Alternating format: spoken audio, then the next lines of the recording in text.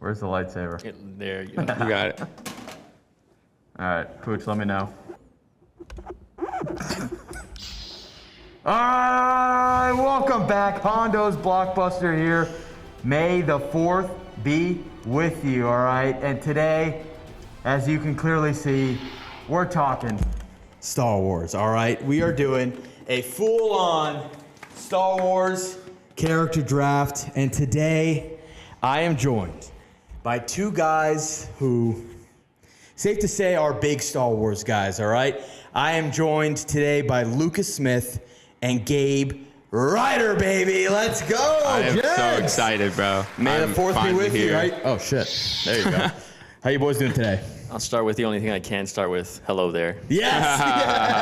Oh, I love should have that. started with that. That's awesome. Nice. That's awesome. Oh, doing great, man. Finally made it to Hondo's. Yeah. Well, Gabe, think about it. When this episode releases, you will have made it to Hondo's. That is true. We spoiler alert. Gabe and I have recorded before, right? Yes, sir. That's facts. But I'm in the studio. Look at this. Yeah. No, I love it. I love it. No, today we're going to be talking all things Star Wars. We're going to do a massive Star Wars draft. All right. So we each have to pick one Jedi, one Sith, one gun wielder, one droid, and a wild card. All right. So we're going to do in no particular order. Anybody can be picked at any point. You just got to build those 5 at minimum. Gents, are you guys ready for this? Of course. Yeah, I got the list of a century right here. Don't worry. I love it. Before we start, I want to get to know your guys' level of Star Wars fandom. So, Lucas, I'll start with you. First things first, you got to give me your favorite Star Wars movie. Okay. And then 2, level of fandom. Like, are you watching all the Clone Wars? Are you watching all the shows? Just the movies? What are you? Yeah, so I'd say pretty easily my favorite movie is Empire Strikes Back. All right. I think it's the basic answer, but I think it's the basic answer for a reason. I really do think it's got the best of like almost everything. It's got everything in it. It's got one of the biggest twists of all time, even though by the time I saw it, it was just ingrained in my mind. Grew up watching the prequels. I was born in '99, so the first one came out the year I was born. I only remember seeing Revenge of the Sith in theaters, but that was like one of the first movies I ever remember seeing in theaters. I remember getting home and like drawing with like crayon Yoda catching like Sidious's lightning, and like it was like one of my formative memories. And then I think the thing that got me further into Star Wars a lot was Lego Star Wars, both the video game and the actual Legos themselves. I brought Mando's ship back there to bring it on set. So that's kind of what like really kicked off my fandom of Star Wars. But then over the years, it's just kind of stayed at the top of everything I love. My favorite fandom. I mean, my favorite franchise is definitely Star Wars. Marvel's close second, but definitely Star Wars to me is like top tier. And yeah, to this day, I've caught up on almost everything. I would say there's a lot now. But I've seen all of Clone Wars. I've seen most of Rebels, kind of skipped around here and there. I watch all the movies. I mean, there hasn't been one in a while now. I'm excited for Mando and Grogu, but I was watching them all like opening day.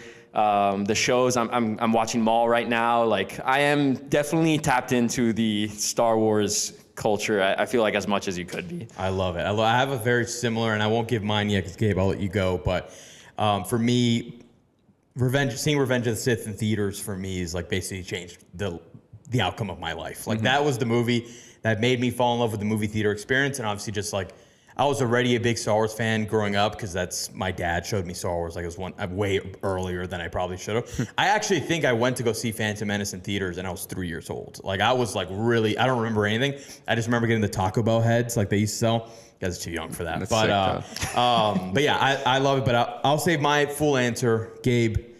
Yeah, so it's just interesting that you brought it up. I'm like kind of similar, but I guess the opposite, where my top fandom is Marvel and close second is Star Wars. So kind of similar. I remember as a kid before school, my dad would show me A New Hope in parts on his iMac, like just before school when I had time. So I would watch it in pieces, and I remember him trying to explain to me how like the prequels were coming out, and what I was currently watching was like going to be the past. And I just was like, okay. At first it was like a a lot to grasp, and I think that kind of made it more mythical. Like I still remember the scene of Darth Vader stepping out, like framed by the iMac, like to this day. So, I grew up slapping my brother with a lightsaber while he was out blocking his defenses, did all that, watched all the prequels and the originals many times.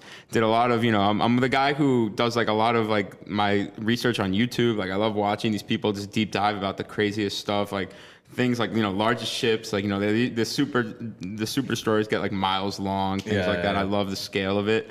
And as far as the shows go, like I said earlier, I haven't really watched a TV show in a couple of years. I'm kind of a movie guy, and I know I'm missing out on a lot. I've seen Mandalorian, I watched the Obi Wan series, and I've seen some of the older Clone Wars. I haven't seen Rebels, I haven't seen The Bad Batch, and I unfortunately have yet to see Andor, which I need to see. Yes, that I know that I'm do. missing out on. And I'm a big fan.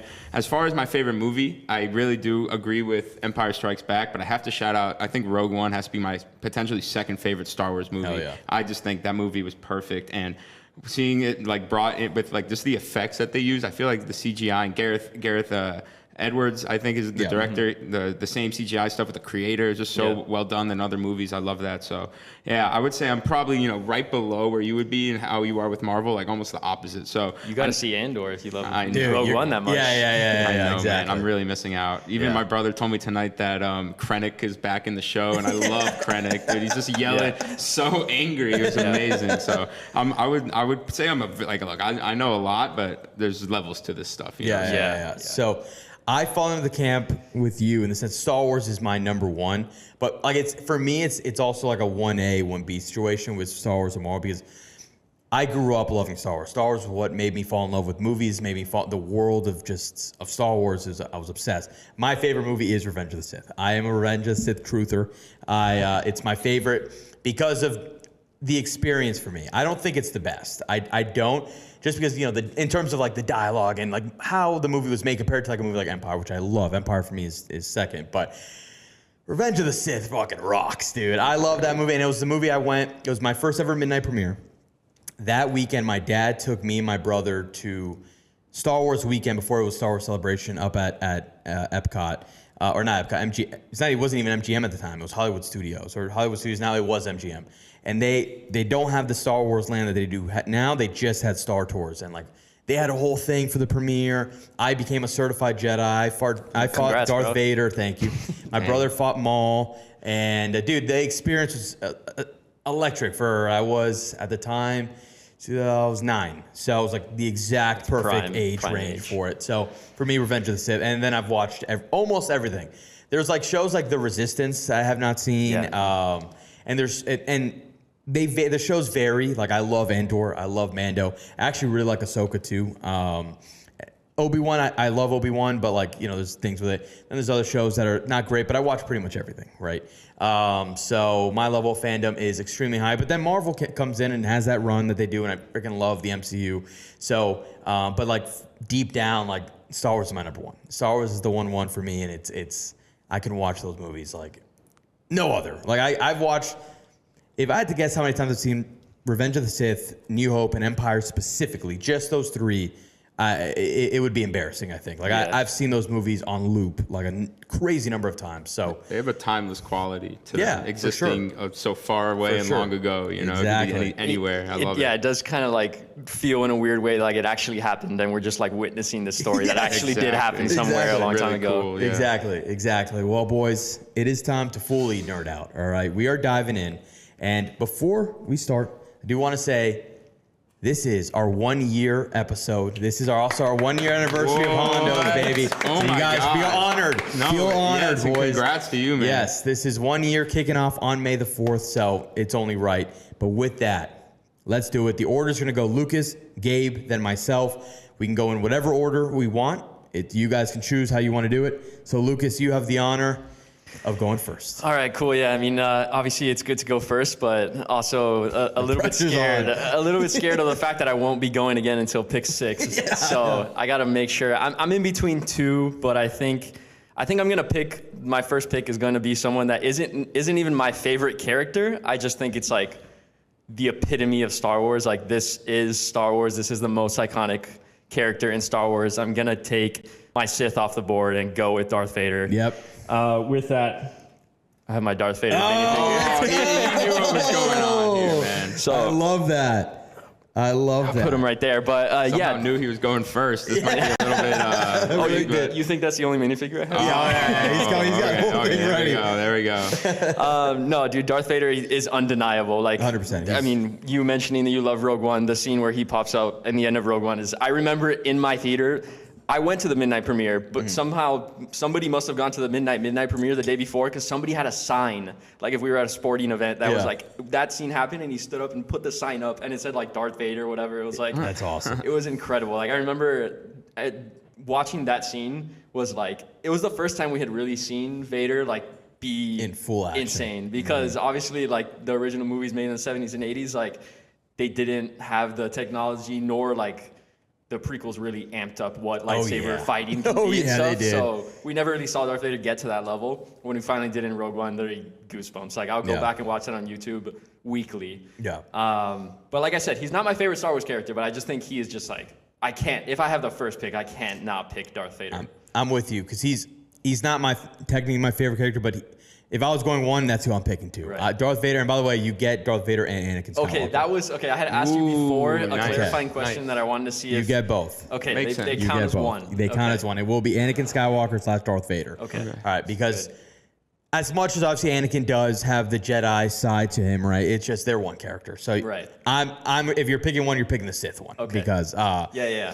but yeah, Darth Vader is the most famous character, not even just like in Star Wars. Like, Right, he It's might- almost impossible for anyone, if you show them, even if they've never seen Star Wars, you show them a picture of Darth Vader, they know. He might that's be the Darth most Vader. famous character like ever. He might be. Like in Star Wars. He straight up might be. He's He's on definitely the Mount Rushmore. I would say. 100%, and he's the most 100% the most famous villain of all time. Like he's unbeatable. He's awesome. And then I'm with you because like obviously I love the original trilogy, but in terms of like obviously it's made at a different time, so like his fighting style isn't as intense. Although I love the fight with him and Luke in Empire and things like that, but like when you see him do what he does in Rogue One, it's like, oh my God, this is incredible. Waited decades for that. Yeah, yeah. I'm sure you guys have seen it, being like Star Wars nerds as well. But on YouTube, when they did the like retroactive like Obi Wan Vader. and Oh Vader fight yeah. from New Hope. Oh yeah. That's insane. That too. one's Like, insane too. classic. Yeah, I honestly like. It's funny. My buddy Port, who shout out to Port because he's the guy who gave me this, gave me the lightsaber. I think he's the one who introduced me to that on YouTube, and I think he watches New Hope, pauses it, That's and great. then puts it on, and then goes back. my Goes back into where it That's goes. amazing. Yeah, so it's awesome. That fight scene's awesome, and he's just, I mean, dude, he's just badass, dude. And iconic, his look, the voice, everything about him. He's just menacing as hell. And then honestly, on the Anakin side. So I say that Vader he's in my top 3 anyway, but it's really because of the Anakin side. I love Anakin Skywalker. I love the character, the tragic story of that. And then something like Clone Wars for me, the reason why I love the prequels even more, because I always liked the prequels, but like, obviously Revenge of the Sith is my favorite one, but like what made the prequels even better for me is the Clone Wars. Like the bridging that gap and making the relationship between Anakin and Obi-Wan even stronger, and you see the different adventures that they go on, makes for me 2 and 3, specifically even 3, because then when that fall to the dark side, it makes a bit more sense. Like it's always been rushed. It always has been because they have to fit it into one movie. But when you get the Clone Wars aspect to it, it builds upon his character and his fall is even more. I love my favorite like TikToks are the ones that are like watching Revenge of the Sith for the 20th time. Like, no, Anakin, no, don't fall. It's amazing. He's an amazing character. He's one of the best characters of all time. Yeah, I mean, if we're bringing in the whole Anakin thing too, one of my favorite scenes of all of Star Wars is Return of the Jedi, like and Anakin's return. Yeah. And that scene with Luke and that scene to me is just like that is like the epitome of Star Wars. Like that scene when Luke sees Vader's like cut off hand, sees the mechanical hand, and he looks at his own hand, like remembers he's like, Yeah, man. and then he throws away the lightsaber. It's and perfect. I'm a It's Jedi, perfect. like my father before me. Like that scene is amazing. It's incredible, dude. But yeah, interesting that you say like the Anakin things like takes it to another level for you. Because honestly, like if I were to put them as 2 different characters, I'd have Vader over Anakin. Because I think Anakin, I feel like ideally should be better, but it's just the execution of a lot of the things in the prequels like does bog it down a bit for me.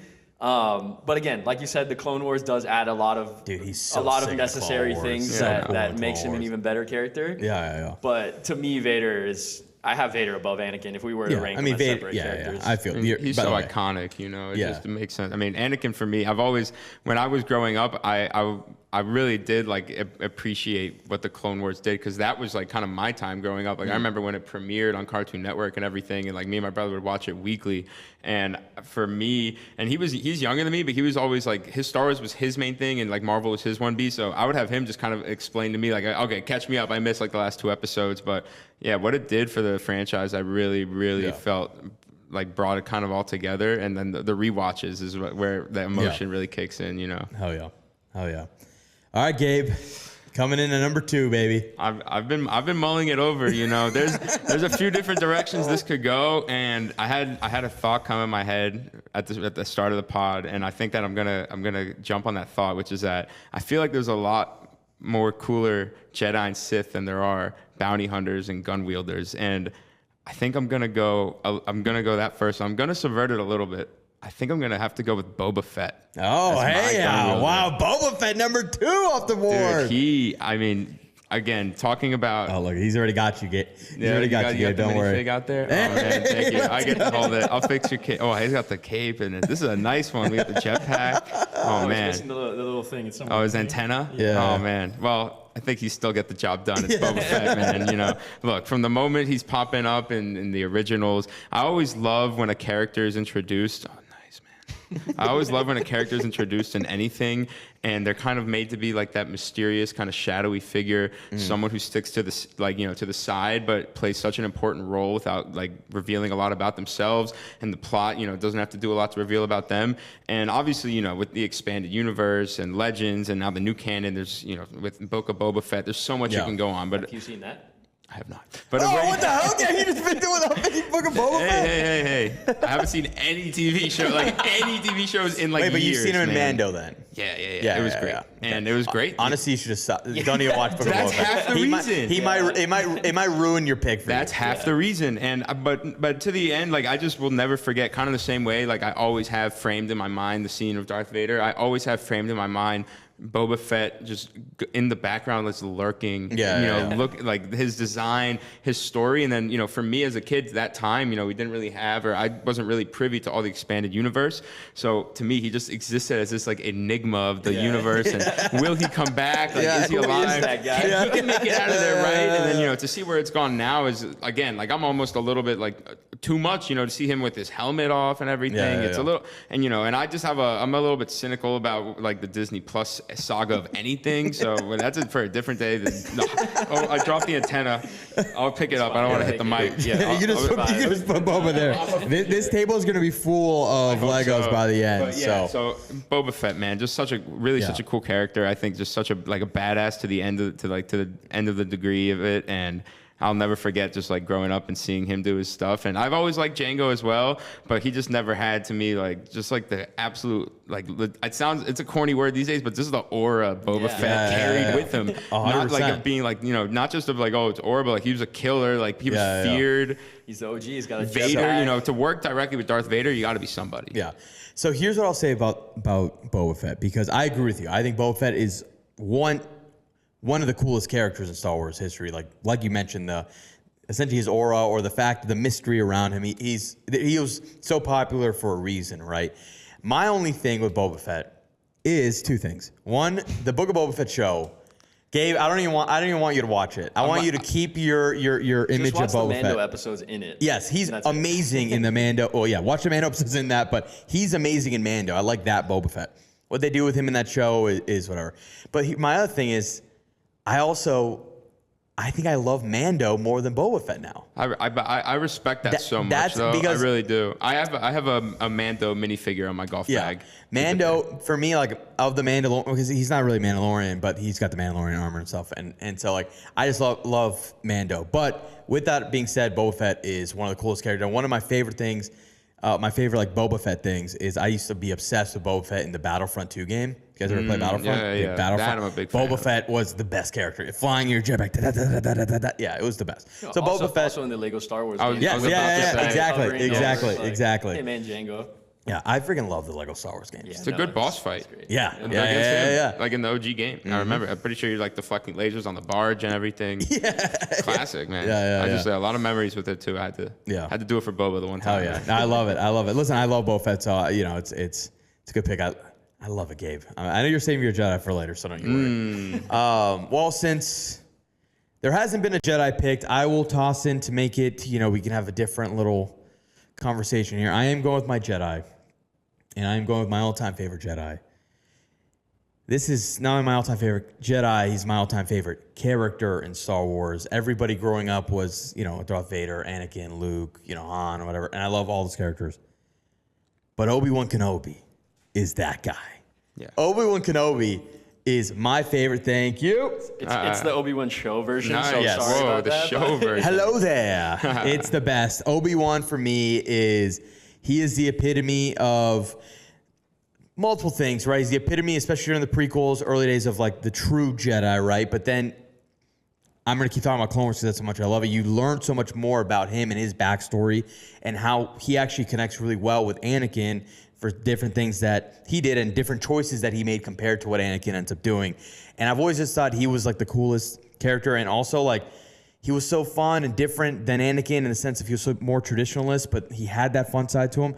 But he was also so underratedly badass. I mean, he beats Anakin twice. Like, Anakin is the strongest character in Star Wars, except when he goes up against Kenobi. All right, Kenobi has his number. Kenobi is Eli Manning. yeah, he's Anakin's Brady. I love that. That's great. I love that. He is though. Like he owns Vader. He lives rent free in his head.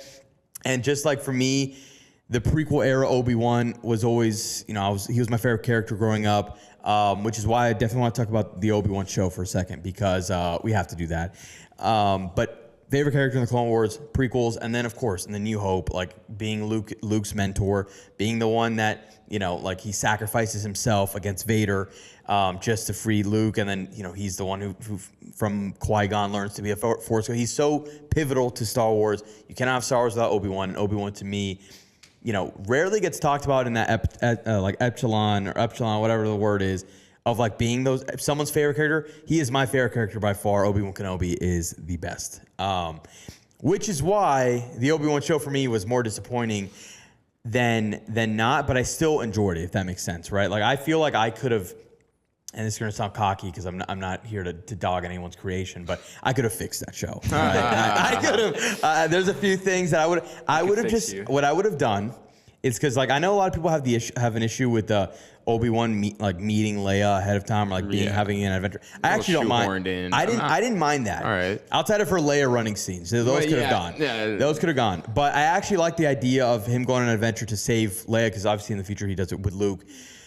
But Leia needed to leave after episode 3. You send her off. He had the perfect exit for her, and you make the back half just Obi-Wan and Vader. Like, you didn't need the Reva storyline, like, past episode 3. Get rid of the Inquisitor episode. You make that a full Clone Wars flashback. I put a lot of thought into this, by the way. I like it. I mean, It's like, I would keep the first 3 kind of the same for the most part. At the end of episode 3, after that awesome fight scene between Vader and Obi-Wan, where he's dragging him through the fire, it's incredible. You have episode 4, Kenobi's in a back of tank healing. You got Vader in his back tank because he always needs to heal. And flashback Clone Wars episode for episode 4.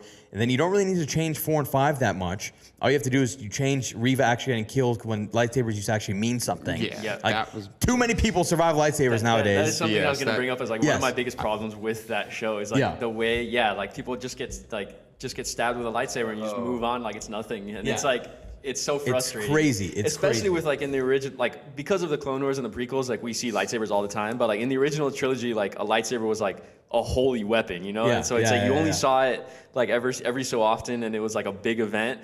And then now it's just like they're using them like if anything, and people it's getting crazy. stabbed and surviving. It's like it hurts. And it happens in Ahsoka too. Yeah, and it's like it's that's crazy. right. Like lightsabers used to mean something. I would say that's partially just like when you get to like an IP so spread across different creatives, things like that. And just something that reminded me of is one of my favorite things is, when in Star Wars Rebels, they animate the lightsabers very thin. Yeah, and I remember like people, the old designs. I remember watching whole YouTube videos of people saying how it was actually just because it was a time when kyber crystals were like harder to find. So the lightsabers were thinner. Like people were making like their own head canons for things like that. So I'm sure someone out there have fixed it in their own way for that. You know, maybe the lightsabers weren't as strong in that era of time. Something that I love about Star Wars, and like, I don't know if this is like a thing that they get away with that other like franchises or anything can't do, but not that they invented prequels. I assume there was prequels, like the idea of prequels before, but there's been so many things in Star Wars that like they'll release something and then they'll go back and tell the story of that. So like they have obviously the prequels, but then they also have Rogue One, which tells the story of how the rebels got the plans to the Death Star. They also have the Clone Wars, which gives you like backstory to the it's like prequel of prequels. And then there was something else that Solo, yeah, they do it all the time. They'll like release something. Even the line, one of the worst lines in Star Wars of somehow Palpatine returned. Oh, give me a break about that. That could be a whole episode. Literally the way that I don't fully agree with that, by the way, but we'll get into that somewhere. We'll definitely get into that because I think I'm right in the middle between that take. I do fully agree that movie is trash. I think The Rise of Skywalker is by far the worst Star Wars movie. I was basically talking about that movie, yes. Okay. But even the way that they were just like, oh, somehow Palpatine returned, they knew that, oh, we're Star Wars, we could just come out with a million shows, and which is kind of what they're doing of slowly trying to reveal how Palpatine returned. Yeah. But it's like, no one else can get away with that, but Star Wars does. I don't know if it's lazy or if it's intriguing and it's just like the way they tell stories. But I think it's cool because like we said, all of these characters, like we've learned more about them after their first appearances. Like we didn't know, like you said, Boba Fett just aura farming in the original trilogy, and now we know like so much about him. I know. We met his dad. They made all the clones of him. Like they did so much with his character. So, yeah. No, it's all. I'm with you, and it's why like a lot of these shows and like I love the expanded lore. And I love them create like. I know Obi-Wan was actually supposed to be a movie, and I wish we would have gotten that. But like, I say that Did I you was see that edit? I did. No, I've heard of the leaked script. There's a guy, I don't even know where I found this, but because there was a link that wasn't on YouTube. It was like a video, and he edited together. On the dark web. Yeah, it's somewhere on the dark web. He edited together the 6 episodes. It's 6, right? Yeah. Cut out a bunch of stuff, and then also did like his own little like CG in it to make things better and like whatever. And it was awesome. It was sick. 2-hour cut. And I need to see that. That was heartbreaking because I was like, man, like if they would have been able to actually put a full budget behind this and make it as a movie, like this could have been amazing. Because I do agree with you. Yeah. I'm in the same camp of like, I didn't hate it by any means. I actually like little Leia. Like there's a lot of things I like about that final fight. I don't really have a problem with either. I love the final. I cried. I shed a tear in that final fight when I saw that. But obviously it could have been so much better. It should have been a movie. Like it's just it's a hard pill to swallow that exists, and it's not as good as it could have been. I know. That's my issue, and you could even not even adding anything. You could absolutely. I would love to see that cut because there is something in that show that if you cut the extra stuff out, it's a fantastic. Like you could make, for me, it's still a B. Like I would give it a B. If you cut out some of the things, it immediately becomes an A for me. There's so much good in that show, and like you mentioned, the fight, right? That last fight scene is, in my opinion, incredible. Obi-Wan's a part of the 2 greatest fight scenes, in my opinion. That one and Anakin. They're both Anakin, Obi-Wan. The Revenge of the Sith scene is, I don't care. No bias at all. No, but I don't care your takes on if it's too overly choreographed. It's not. I don't care. Fantastic. I don't care. I want back wrong. swings like da. And dude, oh my god, I'm blanking out on the name of the song, The Heroes. Is it Battle of the Heroes? I think so, yeah. Yeah. Incredible score, incredible scene, the lava everywhere. Oh my god, I'm a little bit harsher on Revenge of the Sith than most people my age are, but that fight I have no issues with. Let me get this. Okay, I'm glad you're about it. I'm glad that's how you ended that. The arguments that people have of that it's over choreographed, like to me, it all makes so much sense within the universe. These are two like brothers and grew up together, like they know each other back and forth. Like the part where they're both swinging and everyone's like, "What the fuck is that?" I love that, dude. That's amazing. It's great. It just shows like how well they know each other. So I have no problem with that fight at all. Yeah. I'm glad you said that. The one. And before I move on to the second round. My one last thing about Obi-Wan, only his one flaw is that, and I get it because it's his brother and whatever. Obi-Wan could have ended this thing twice now. Yeah. The one thing about the Obi-Wan show is that I wish they would have given him a different excuse, a different out because he should have really, like, I get it. Revenge of the Sith, I would have thought he was dead too. Yeah. There's no denying that. He thought he was dead. The second one, he's literally Vader's confessing to him that he's like I am no longer Anakin, like, you know, that whole speech, and he just lets him off the hook. Yeah.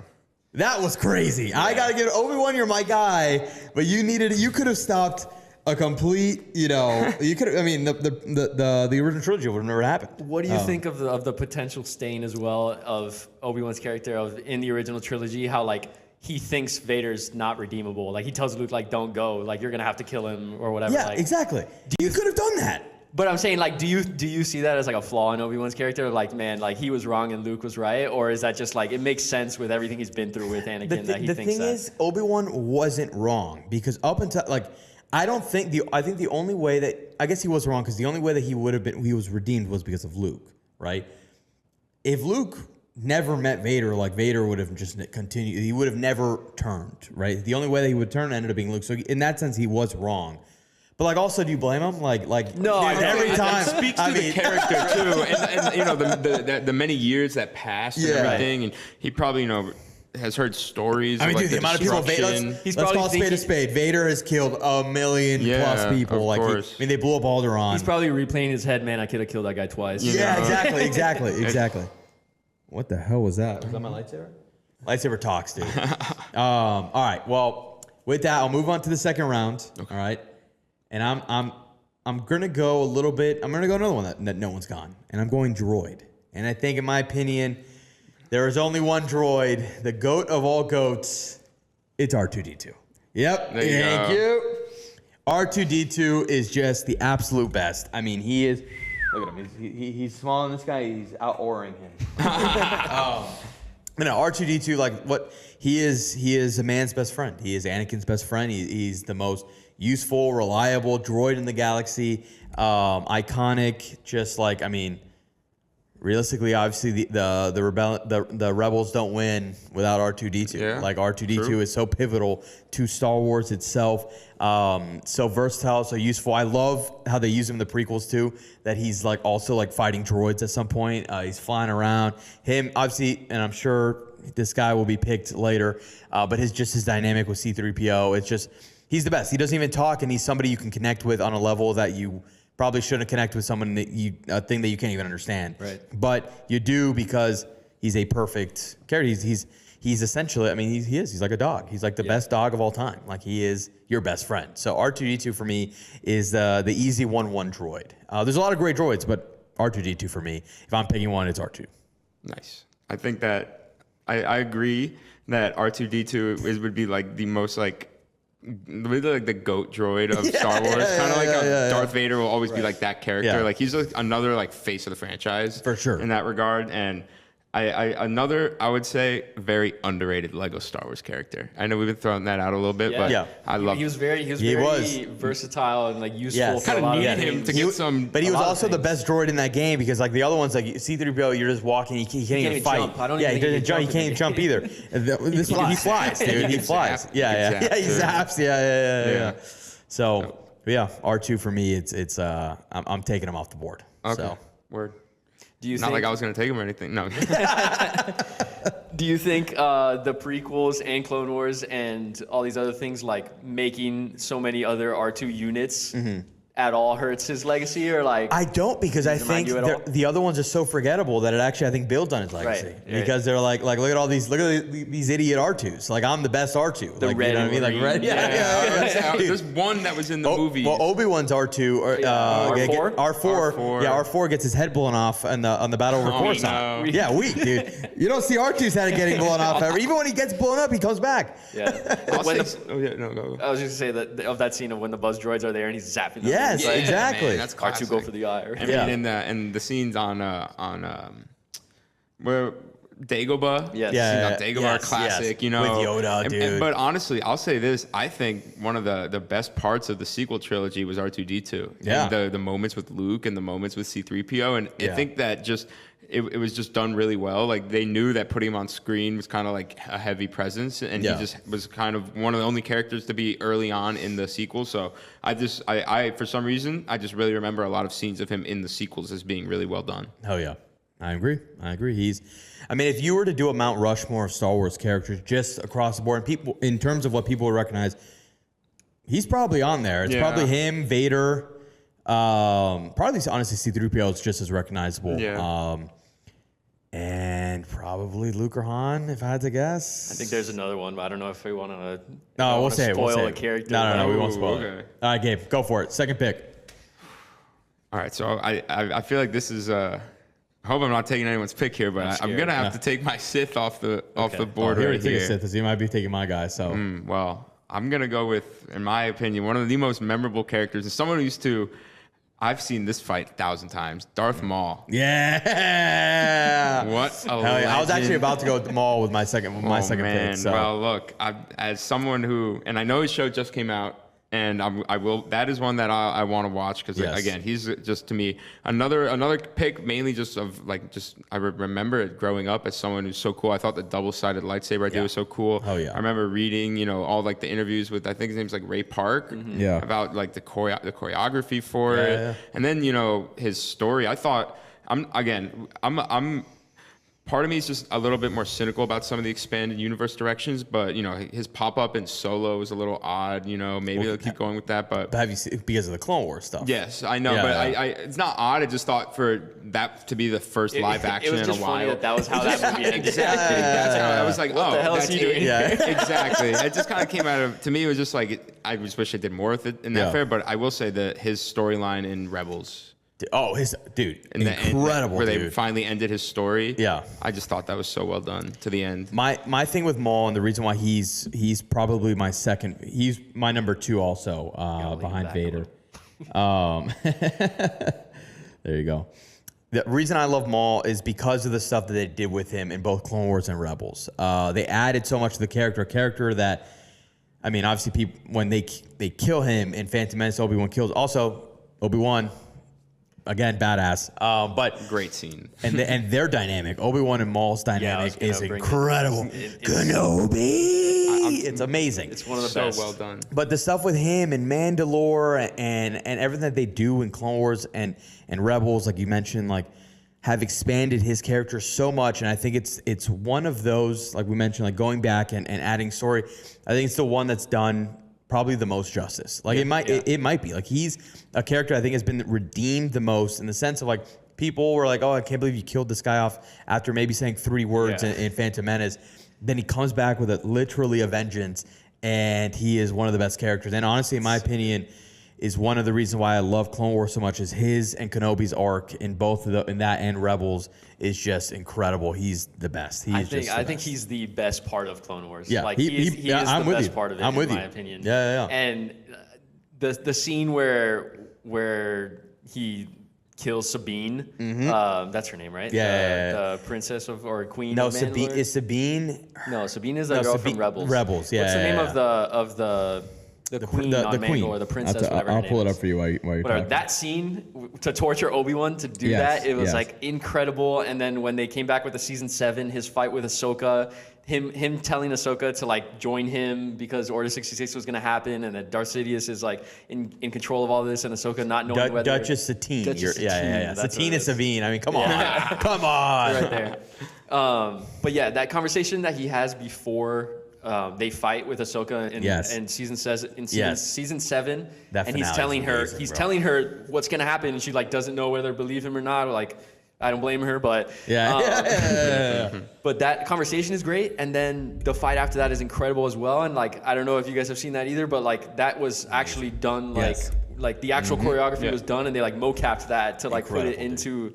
It's just incredible. Yeah, his double-sided lightsaber. Iconic. His look is insane. Like, Yeah. forget the fact that he's such a cool character. Yeah. His look is one of the best in Star Wars. Agreed. Yeah. Yeah, man. I mean, He was almost why I didn't pick Darth Vader first, because I was like, there is Maul as a second option for a Yeah. Sith Yes. that is also, to me, I could have him over Vader any day. Like, they are that close in my ranking of characters.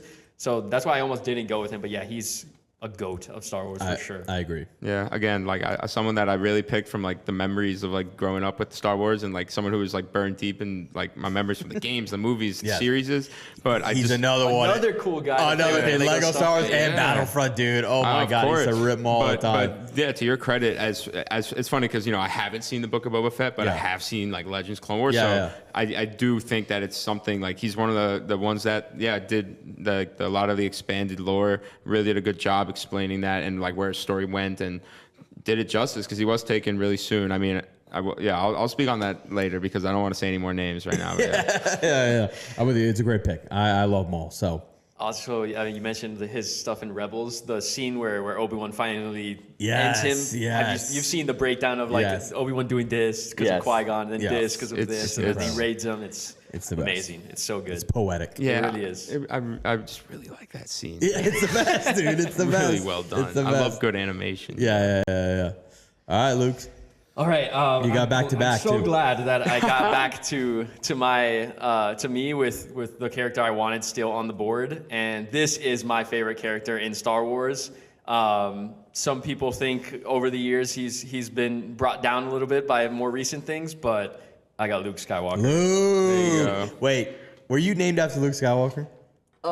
Is there a world where that might have happened? Absolutely not. And I did want to bring this up when you guys were talking about how you guys both got into Star Wars. You both mentioned like your parents, your dad specifically, brought you into it. My dad does not. He's seen The Godfather 17 times, and that's like the only movie he likes. He likes Narcos. He's not a movie guy at all. Drug movie guy. Yes, pretty much. Mafia crime. That's his genre. But he watches Star Wars and he'll be asleep in 5 seconds, and he'll be like, "What's going on? Like, I don't understand this. It's too much." And then my mom will watch a movie, and unless she loves it, we'll forget about it like the week after. Yeah. So I guess my mom was really into movies, and that got me into movies. But getting me into Star Wars was not at all either of them influencing that. It really was my first introduction to Star Wars was my uncle. It was Easter.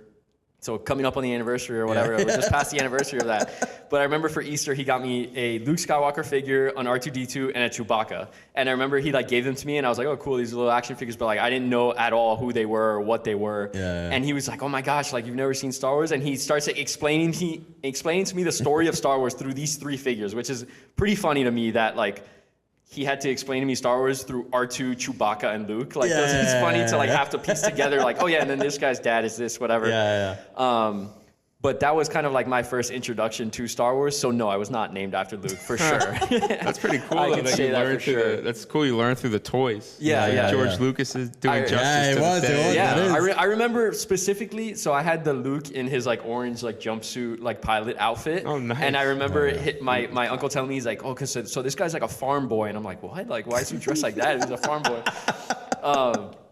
But yeah, I remember him just like explaining me the story through that. And actually, that uncle, my cousin, his name is Michael, but he was almost named Anakin. If it wasn't for my aunts, his name would have been Anakin. So it's like that. I want to name my son Anakin. Like that would be sick. Anakin Hondo. It's a sick name, but also it's like Anakin. I don't know if that's the person you want. He's a troubled child. He's a troubled child. And Obi-Wan is just a little too weird. You have kind of like Obi or something. Like Kenobi. Ben. Kenobi. Let's call him Ben, man. That's true. That's true. Yeah, that works. But on the certificate, it's like Megan Megatron. Yeah.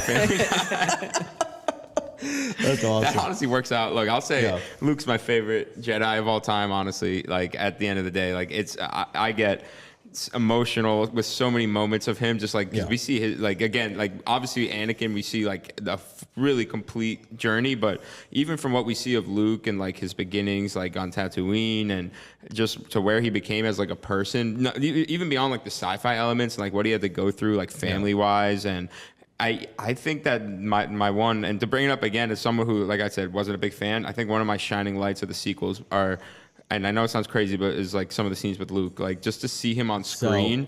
So, I have more to say about what they did, but just to see him on screen. I love it. I think I kind of like how you feel about Obi-Wan. Yeah. It kind of sucks how it's kind of sucks how it is, but just to have it is nice. But yeah. What do you say? No, I'm with you actually, and I want to talk to you about, because I know you like what it seems like you like what they did with it. My biggest issue with the sequel trilogy is how they treated Luke. I do not like it. I like certain parts of it. There are certain parts I do like. I cannot stand the idea that he would kill his own nephew. Oh God, so glad you brought this up. No, he wouldn't. So And by the glad you brought way, this up. Mark Hamill himself does not like what they Mark did to Hamill Luke. is all right? wrong. No, Mark Hamill himself is like, dude, this is not Luke Skywalker, and I agree with him. I really do not. I don't hate the sequel trilogy. I actually really like The Force Awakens. I do not like The Last Jedi or The Rise of Skywalker. I will be transparent with that. Not that there aren't. I can still watch them because they're still. I think The Last Jedi, what it has going for, I think it's the most beautiful looking Star Wars movie. I do like certain elements of it. But the core essence of The Last Jedi, I cannot stand. But I'm curious. You're a defender of The Last Jedi. I want to hear you. I Okay, kind of wanna want to hear see me? where you're at before, Okay. because I feel like I might be the only one No. really staunchly defending The Last Jedi. Yeah, so here, this is what I'll say is that when it came to The Last Jedi, I would say that is my favorite movie from the sequels. That's what I'll say. That out of the sequels, that's the one I like the most. I can't stand the other two, man. I Dude, like I'm The sorry, Force I can't Awakens say- the best. But if you want to watch The Force We're all over Awakens, the place here, you might as well watch A New Hope. It's I the don't same I don't movie. disagree with you It's on the same that. movie. And then Rise of Skywalker. I mean, I'm sure you guys have read the leaked script. Like, Yes, it's so much better. Okay, yeah. The Rise of so Skywalker we don't is even have terrible. to touch that. It's As far as terrible. Don't Last get me wrong, it's Jedi, terrible. the only reason that one thing I like is I respect filmmakers with a crazy vision who are able to do it. Even something with Disney as like a machine. I also like barely consider the sequels headcanon, so I barely care. I know it sounds crazy. Okay, that's exactly. I consider it freaking headcanon, dude. okay. Like, So what are you if it's talking about? canon, look, I wish I could say they're not canon. Maybe this is what I'm trying to say is I do fundamentally disagree with the directions that Luke took, but I just get really emotional with the scenes of him with R2, with Yoda, That's the good stuff. Tatooine. That's the good stuff. I agree with you. That scene with him and Yoda is great, by the way. I love that scene. But go, Lucas. I want to hear your take on The Last Jedi. All right. So sequels as a whole, I feel The Force Awakens I like. I retroactively don't like as much because of what came from it, in the sense of that I agree with.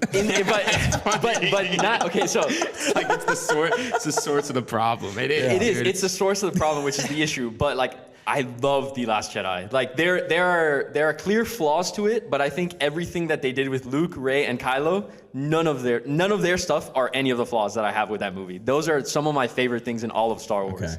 And then The Rise of Skywalker, we don't have to talk about. We all hated it. It sucks. Can't believe that movie I do is think The real. Rise of Skywalker is the worst of the three. I do think that. Okay, that's And- good. And I love in my opinion, the best thing about The Last Jedi is the Rey and Kylo stuff. Those two. Yeah, the dyad, their I don't- connection, the Force but I FaceTime. want to hear your Luke take because Okay. that's the part that I hate the most. Okay, Second most. to real quick run over this. Like, the reason why, like, retroactively I don't like Force Awakens as much is because, not necessarily, like, I get why they copied a lot of things from A New Hope. It was like the first time Star Wars was back, and like they wanted to do it for this new age or whatever, and like wanted to emit the same feelings that people had watching the original. So that's why, like, coming out of The Force Awakens, I was like, oh yeah, that was amazing. But then people started pointing out all the similarities. I'm like, shit, that is pretty similar. And because of that, this is what ruined everything going forward, because Star Wars had the opportunity to do two things after that. A, remake Empire Strikes Back, or B, do something completely different. And I think that Rian Johnson boldly and correctly went the direction of subverting expectations and doing something completely he went different. too far. I don't think so. He went too far. And then the problem with that is that it split the fan base so much that The Rise of Skywalker was just doomed, because there was nothing they could have done to save it at that point. Well, it's a major issue in my opinion with the Star Wars fandom. I think the Star Wars fandom, for lack of a better term, is probably one of the most toxic fandoms, in the sense of that movie did really split them in half. Like, there are the people that cannot stand, and I'm someone, I do not like Last Jedi. I still love Star Wars though, but there's some people that's like, I can never go back like that fucking Last Jedi, and then there's the people that really defend it, and it's like it created an insane. The movie it screwed over the most was Solo, by the way. Yeah. Solo gets an unfair shake. Solo is actually I like it. incredible. I think it's a great I love movie. Solo. Yeah, I want that on really record. I well love done. Solo. But continue. It also fucked up Kenobi, because Yes. the box office of Solo did so bad, they learned the wrong lesson, and they're like, oh, okay, we can't do spin-offs anymore. 100%. So, but yeah, back to Luke with The Last Jedi. I just absolutely love everything they did with him. I feel like The Force Awakens set up so many things of like, who is Snoke? He's this big thing. Like, what's gonna happen with Snoke? And Luke is on this island. Like, what happened? And then I don't like. Okay, so we'll start off with the beginning of the movie. The first thing he does that pisses a lot of people off when he gets Anakin's Pooch, we're lightsaber. gonna be here for 4 hours, just FYI. When he gets Anakin's lightsaber and tosses it over his thing. Ridiculous. I don't. Ridiculous. I don't like that. I am fine with the sentiment of what he meant to be doing there, but I don't like the way that it was played off as a joke. Yes. I don't like the toss over the shoulder. I like this take though. I don't like how it was like. He didn't even ask a single question of who are you, why do you have this lightsaber that fell off and whatever. Like he just grabbed it and threw it away. But the sentiment of like I want nothing to do with that, I'm fine with. But the way it was portrayed, I don't really necessarily like. I think like someone conflicted with their like their teachings, with their ways, with like their past, like with who they are as a person is intriguing, especially when it's. I think there's just a few things going against it for Star Wars. First of all, is like the emotional connection people have with Luke and how he was always looked at as a certain person. That's the biggest issue. And the and to me as well, like I agree with him that I kind of like the sentiment. I also agree that it was taken way too far and done in a bad way. Like he could have been at least at least resembling the character that we know rather than being so starkly different. Like so I just think it was taken too far. What I like about it is that. Again, we were expecting to see like the Luke that we saw at the end of Mando season 2, like that badass Luke. Like everyone was expecting to see that. That was pretty sick. And I'm glad we got to see that because that was sick. That is another thing that I cried watching that scene. Awesome. I was just because of the beauty of it. I was like, this is fucking amazing. Yeah. And again, my favorite character in Star Wars, like one of his top moments. But I think a lot of people were expecting to see that, and I love the route that they took of. He failed in a sense, and I don't think it's out of character for him to fail because also I feel like people misremember what happened in The Last Jedi of the scenes of Ben Solo. He didn't go to the tent to kill Kylo Ren and try to kill him, and then Kylo Ren woke up. Like that is not what happened. He was going to kill him. Is it not what happened? No, what happened is he sensed a lot of turmoil in Kylo Ren in Ben Solo at the time. And so he went to his tent to kind of be like, okay, what the fuck's going on with this kid? Like, there's a lot going on here. He kind of like force read his mind, saw the future of all the people that he will end up hurting and killing, which he ended up actually doing. And for a split second, he says those words. For a split second, he had a moment of weakness, and he lit his lightsaber thinking there's a chance I could stop all of this suffering, all of this death, all of this. He pulled the Obi Wan. Yes.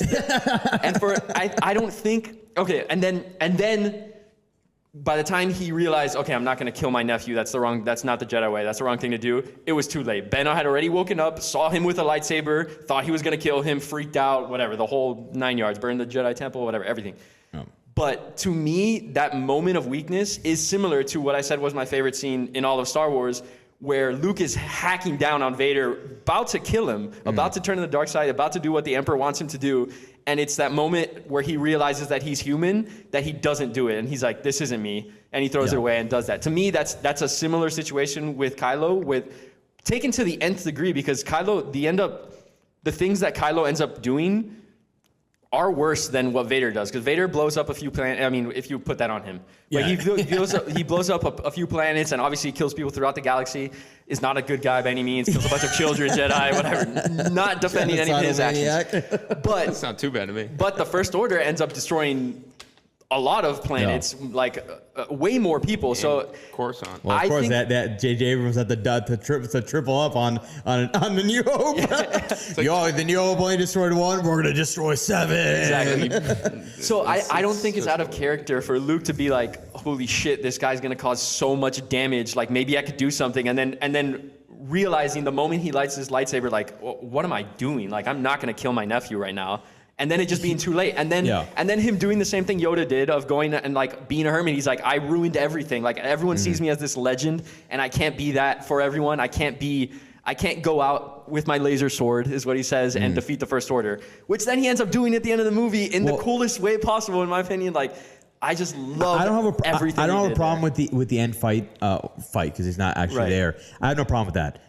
Him dying at the end, okay, I may be a little weak, but it's like he force projected himself across the galaxy. Okay, no, but I've never seen a feat like that. Here's my real issue. Defend lazy writing. Though, here's my real issue with that. Right, the Last Jedi, if it didn't have the name Star Wars on it, I actually think would be a better movie in the sense of most of the story elements and like that, and like I feel you, but my issue with it is that Luke already went through that, and then by the end of Return, has become the Jedi that, he's the Return of the Jedi, the epitome of the Jedi. He overcomes his mistakes to become this guy. For him to then just revert back and make that, it's not like unheard of, but like, I don't know, like Luke, like you mentioned, is such a pivotal point. I mean, he is Star Wars. Like Luke Skywalker is that guy. Like, it just felt to me, it was just like, all right. And I get what he was trying to do, but Rian Johnson, I think, subverted too far to the point that he's like, he made Luke, and this was my issue with the sequels in general, he changes Luke's outcome. My issue with kind of the sequel in general in the way that they ended up going about it, it kind of undoes a lot of what the sequel was about, especially in Rise of Skywalker, but that's not what we're talking about here. But like Luke as a character overcame so much, and he already got past that part of himself to become this version of him that then, the next time you ever see him is this. And it's like, that's why I think it was such a harsh reaction to it, because it's like the last time you're seeing this guy has just saved the galaxy. He's on top of the world. He's on top of the world. The next time you see him, he hates being a Jedi. He doesn't want to train anybody. He almost killed his nephew. Like, it's like, whoa. It's like crazy. It's crazy. Then they've added the things like the Mando stuff. Maybe it softens the blow, but like for me, it's just like the movie in general, we can get, I don't want to make this whole Last Jedi, we'll move on after this. There's multiple things I don't like about that movie, but this one for me is like, that's just not Luke Skywalker to me, because he's already overcome that part of himself. So like he is, in my mind at this point in time, he is supposed to be like more of the Ben Kenobi, I guess, type. Even he was kind of a hermit, to be honest, but like he should have been the leader and the one that, is still helping out, even if he failed. Like he's failed and still overcame it. In this one, he fails and he becomes a hermit, and he's still like, he's forced into that final moment, which he does it, right? So like, I don't know. For me, I think it was just, I wish it was executed differently. Yeah. Because I think like his flaws make him so much more human, and that makes him so much more interesting. And again, like I don't think like he passed that, okay, in Return of the Jedi in that moment, but then like, again, it's a moment of weakness. Like it's not like he went on this rampage of like killing people that he like foresaw was gonna do this. So no, but he also didn't help stop any of the rise of the First Order either. He was a hermit. Yeah, no, he left. You made a good Well, Yoda did. You made a good point though. I mean, that's a fair point, but you made a good point about Obi-Wan, where Obi-Wan was a hermit, and you could say he failed. I mean, he still had his mission. He still had a mission, and Luke, for him to give up and just completely like extricate himself from everything, I do feel like that's something he would not do, especially knowing that he had people like Han and Leia and his droid still out there, to completely droid, the goat. Yeah, still. All right, well, we'll stop talking about Last Jedi for now, because we do have to move on to the next round. But yes, I'm glad that you're a Last Jedi defender. I'm glad you're honestly you're kind of in the middle. I can't even tell. You said it's your favorite sequel movie, but you also kind of hate it. And I mean, I dislike all the sequel movies, but I have to have a favorite. Yeah. I can like something bad. Fair. I guess. So for me, it actually goes in the order of that. But nonetheless, Luke, you have an order, yeah. Third round, kick us off. I'm going to go with my gunslinger, Mando himself. Yay! Hell yeah. I will get into other gunslingers that people may choose above him and why I choose Mando, but I think Mando is one of the best things to come out of Disney Star Wars. Yeah. Especially the first two seasons. The third season kind of went off the rails. I'm with you 100%. But the first two seasons was incredible. Like, it was so amazing. Like, that was the start of Disney Plus and the first show that came on. The first time seeing Baby Yoda Grogu in that first episode of The Mandalorian was incredible. Finding out the lore behind Mandalorians and everything that went into that, like the not seeing his face until the end of the season. It's just like everything about that show, everything about his character is so sick, so cool.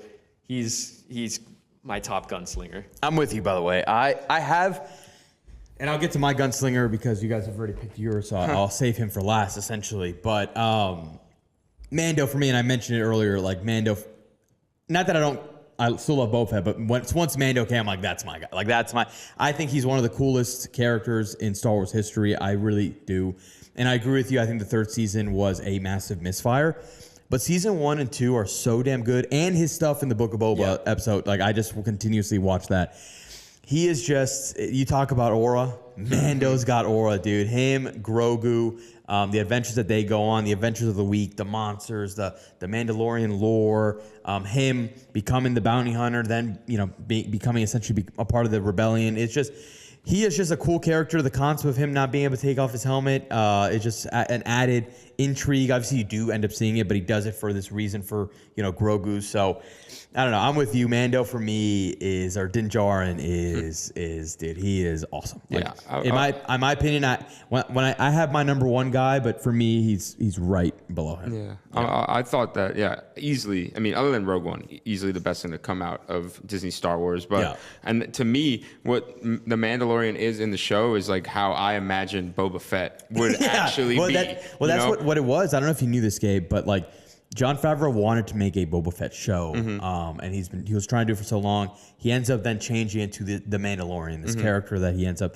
and then it takes off, which opens the door for him to eventually do Book of Boba Fett, right? Or him and I forgot who he ended up doing it with, but that. Mando is heavily, obviously, influenced by Boba Fett. No, of course, and I love, and obviously I like the Mandalorian lore and everything, and like to see things like the Darksaber on screen too. Like shout out the Mandos for bringing that onto the screen for us, like live action. Yeah. So but I also like that they, for one reason or the other. I mean, obviously, it was probably not going to be able to get Boba Fett off rip, but I do like that they invented this, new character for Star Wars, and were able to really, give it the feel of like what people love about Star Wars, like the old kind of aesthetic to it, the lived-in world, the Western vibes. Exactly, and I think that how they portray like this Mandalorian, like Din Djarin Din Djarin, I think it is. Din Djarin. I reversed it. Din Djarin. How they portray him specifically, I'm a big fan of. So big fan of the show. Huge. I think that it's great, and shiny armor. I love it. I'm hoping this movie. I am really crossing my fingers. I'm really scared, dude. Me too. I'm so nervous. I need it to be good. I'm so nervous. I feel like there hasn't been like a ton of like marketing push behind it, and that scares me because like this is the first time Star Wars is back in theaters in 6 years. Yeah. And like it should be so much more bigger of a deal than it feels like it is. Yes. And I feel like if the movie was good, then Disney would double down on it. And because agree. They're not, I'm terrified. That's my worry. But also for me, I'm glad that they're not, in the sense like I want to go in almost as blind as possible, just expecting like, I want the vibes of the show and the adventures. Like that's all I want. But I'm with you as my cynical nature in the sense of being in the marketing world. If you have something is good, you're pushing it out there. As of recording this, it's been pretty light, right? And they're kind of flying under the radar. So I think they're a little worried, but until I see it, I am hoping it's gonna be good. I'm still super pumped for it. I thought the trailer that they did release at least looked good. So and Jon Favreau, I trust. He's going to do right by this character. So that's all I can ask for. And so I'm just hoping that movie is good. What do you think the movie will gain the most of from from moving from the IP, the concept from the show. to a movie? What do you think like a budget increase like that, or just like But here's the thing. So rumor is that Disney Plus was struggling. It's struggling. So I don't know the numbers on top of my head, but Bob Iger essentially said, no, like, you're not making season 4. We're making that into a movie. We're putting it on the big screen, having the same exact, probably even smaller budget than the show, to be honest, because you cram it into one big episode. Because the Mando episodes were like probably super expensive each, and there's 6 to 8 of them. So I think it was that to save money. And 2, it's like, we need to make a return to the theaters. This is an IP that we know is already successful, and they're putting up, which worries me in the sense of like, it's not supposed to be a movie. Jon Favreau just had to make it into a movie. So that's where I actually worry the most. But I don't know. For me, I think that it's a perfect character for the big screen. It just is. Him and Grogu and just a giant adventure. You make it, so the rumored runtime for this movie, by the way, is 2.5 hours. Oh, I love that. Supposedly it's longer, which I loved as well. So let's see. Everything behind the scenes is telling me this is not going to be a good movie. I don't care. I'm going to go see Mando and Grogu and I'm going to temper my expectations. I'm lying. I'm going to go in pumped. I don't care. But I'm excited for it. So wearing the helmet. No, I have a Grogu shirt that I'm going to be rocking. Oh, nice. So, all right, Gabe, go for it. So, let's see. I have Jedi, Droid, and Wild Card left. Yeah. So, I think I'm going to go Jedi. And I know we talked a lot about a character that I was gonna pick. He really might have the minifig for it. No, he doesn't. No, he doesn't have it. Okay, I'm gonna subvert expectations here. If it's if I'm just getting one Jedi, I think I'm gonna have to go with my main man, Kit Fisto. Let's go. I mean, That has to be the last thing people were expecting to come out of your mouth. legend of the game. I always thought that he was kind of like a Boba Fett presence, always lurking in the shadows. You just love green, dude. Man, they had him. They only picked, I think, 3 or 4 Jedi to go take down Darth Sidious, and he was one of them. So And what he was capable of. He did. He lasted the longest. But I don't know if you guys, I was grew up in the 2000s YouTube era, and I remember watching frame by frame people breaking down the scene, and you don't see him lying down. So in my headcanon, he's still alive. Oh, He made it out. Wow. So Dude, your in my- headcanon, he is what the sequels focus around. Yeah, Yes, So yes, he'll be yes. alive. should be. And I just also want to shout out. He has some great scenes in the Genndy Tartakovsky Clone Wars. He does. Yeah. He does. And That's again, right. a big fan of Genndy Tartakovsky animation, so that's Yeah. another reason. But yeah, I've just always I love fringe Star Wars stuff. I really do. I've always loved his design. I love the bug eyes he has Yeah, and yeah, everything. yeah. And while I'm here, I just want to shout out 2 other Jedi I like, just real quick, not even going into them, but Plo Koon, another Yes, great guy. yes. And Another great guy. Yeah, I'll Great save guy. the other one. I'll save the other one in case someone else. Did you guys? No, we all 3 have Jedi already. Shout so. out Qui-Gon Jinn, man. Yes, Qui-Gon was on my Honestly, list. If I Qui-Gon was on my did list. not pick Kit Fisto, I would have Yeah. picked Qui-Gon. Yeah. Another I love just legend Qui-Gon. of the game. Another guy who to be the mentor for someone like Obi Wan Kenobi Yeah. just speaks to that person. And his reappearance in Obi-Wan was basically why I watched the show, and that was not actually, but I was really looking forward to that because it had to happen, and just phenomenal moment for me. So yeah. Qui-Gon shout out, but yeah, Kit Fisto, man. Kit, what's funny is that my brother growing up was a huge Kit Fisto guy. Yeah. Because same The fans idea, are real. just crazy big eye bug eyes, oh, I love that guy, and then he gets destroyed in episode 3. But it was the funniest thing is he always says, He's still alive, he lasted bro. the longest of all of No, them. but he's still alive. Yeah, well, so you go back and watch it. He's not on the ground. He scurried out of there. Kit Fisto is still. We need a series of Kit Fisto and Mace Windu, who also survived. Yes, So- yeah, he also survived Kit for Fisto sure. caught Mace Windu. Yes, exactly. And that's how they got exactly. Yeah, honestly, I wonder what he Yeah. would be doing now. You know what's one thing about Kit Fisto too that the reason I even know more about Kit Fisto is because he has his own arc in Clone Wars where it's him and his Padawan going up against Grievous, and Grievous absolutely destroys his Padawan. He kills his Padawan. I'm Yeah. like, that's when the show started really taking a turn Right. and getting crazy, darker for a kid show. And I remember vividly Kit Fisto and going toe to toe with Grievous. So listen, I love what the guy.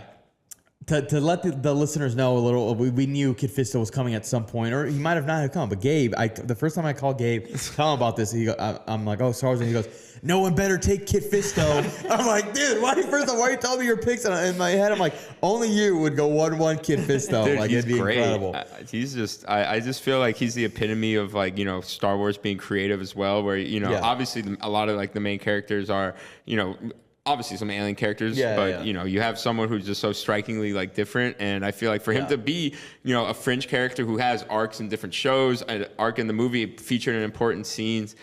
Justice for Kit Fisto, man. Yeah. Justice for Mace Windu and Kit Fisto. Kit Fisto. Yeah, we need a Force ghost of Kit Fisto in episode 10. Yes. Just taking on the Second Order or whatever you're gonna think of. Hell dude. yeah. Hell yeah. I do have to mention that Yoda was not picked. We all got our Okay, Jedi, and so- Yoda is not picked. Yes. I would have picked Qui-Gon over Yoda personally. That's fair. I had Yoda as my 2 guy. Yeah. I mean Yoda's the best. I mean, it Yoda easily was- could have been those 3. Yoda. For Obi-Wan, sure. and- But Yoda I'm glad was- Kit Fisto is going to be on I the had to graphic. follow through. Yeah. Kit Fisto Kit is- Fisto on the graphic is going to be incredible. I love that guy. The no Yoda will also get comments. For sure. When we were talking about the Mount Rushmore, he was the 4th person that I said. No, you're right. Yeah, that's for we're- sure. It's for Darth sure. Vader, R2, And he's not. C-3PO, and Yeah, Yoda. the fact that he's not going to get picked is crazy. Yeah. Well, all right. I'm still glad you went Kit Fisto. I would've Green. gone Qui-Gon You went green. anyway. You went green though, so Yeah. kind of in the family. Yeah, maybe if you squint really hard from far away, You can squint look really at hard, it. you just see bug eyes. And you're like, oh, it's Yoda. You get closer, it's like, oh, it's actually Kit Fisto. You get a lot more excited and everything. Yeah. Yeah. People get more excited when they see Kit Kit Fisto. Fisto definitely could throw a few back too. Yeah, I feel like he's a party if guy. there's anyone to vie with, is Kit I feel Fisto. like he goes hard and parties hard too. I feel like all these other Jedi are just kind of Anakin rule breaker a bit. We see how that ended up. dude. But Kit Fisto could get away with it. Yeah. Kit Fisto's at the cantina after. After a long day, he toes the line, dude. Yeah, I love it. All right, well, I will go Gunslinger with my third pick. I could save him for last, but I couldn't do it to my guy. Obi-Wan, I said, is my favorite character. This guy is my favorite character from the original trilogy and second favorite character of all time. And I'm hoping you've got the Han Solo in your hand. Thank you very much.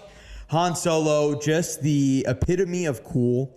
Growing up, it's so funny because like Obi-Wan is kind of like he was my favorite character of the prequels. Completely different. He's more traditional, and Han Solo's the rule breaker. He's the wild card. He is, not supposed to be on this adventure, but then learns, to be a better person, essentially. He joins the rebellion. The rest is history. He essentially, without Han Solo, Luke never blows up the Death Star, all right? Han Solo, the Millennium Falcon, iconic. He's just the coolest character. And the reason why The Force Awakens is my favorite of the three is because I actually think that outside of the way they handle his death, spoiler alert, I actually thought he was the best part of The Force Awakens. I thought, I wish, they kind of he's another one they reverted back kind of his smuggler ways, and they I wish, he didn't divorce Leia, I guess in canon, but I think that's the best Harrison Ford performance that he's given in these legacy sequels that he's done. That one and Blade Runner, maybe. Yeah.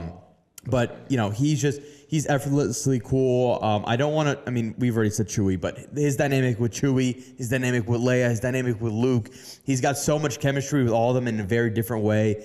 He's a hero. He's a scoundrel. He's the OG Star-Lord. And he absolutely shot first. Han Solo shot first. There's no other scenario. And like I mentioned, Solo is actually, and this is my hottest take. This might be one of my hottest Star Wars takes. Solo is actually my favorite Disney movie. I like it better than Rogue One. I like it better than all of them. It's always ranked at the bottom of most people's list. Not for me. It's pretty up. It's high up there.